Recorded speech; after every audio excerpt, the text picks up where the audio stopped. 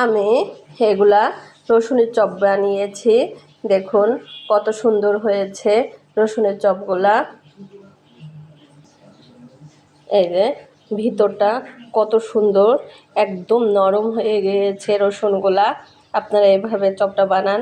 দেখুন যে আমি কিভাবে রসুনের চপ বানিয়েছি। আসসালামু আলাইকুম। আপনাদের দেখাবো রসুনের চপ। দেখুন আমি কতগুলো রসুন নিয়েছি, সুন্দর করে পরিষ্কার করে নিয়েছি রসুনগুলা। রসুন দিয়ে আমি রসুনের চপ বানাবো।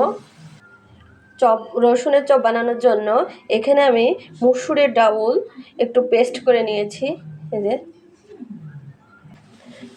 অল্প একটু আদা পেস্ট দেব, জিরা পেস্ট, লবণ, মরিচ কুচি, শুকনো ঝালের গুঁড়া একসঙ্গে ভালো করে আমি এগুলা মাখিয়ে নেব।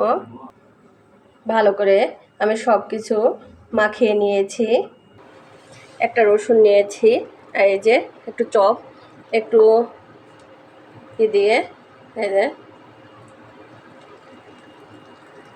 একটু গোল গোল করে রসুন ভিতরে দিয়ে এই যে এখন আমি তেলের ভিতরে দিয়ে দেব।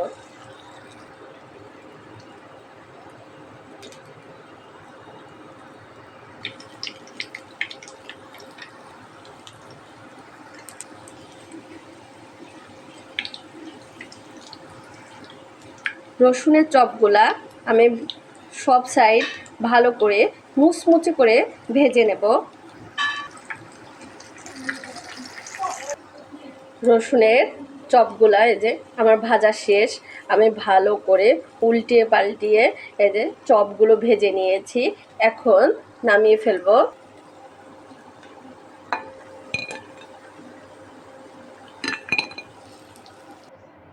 দেখুন রসুনের চপগুলো আমি কত সুন্দর করে ভেজে নিয়েছি। খেতে অনেক টেস্টি হয়েছে। আপনারা এভাবে রসুনের চপ বানিয়ে খেতে পারেন। আজকের মতো শেষ। আল্লাহ হাফেজ।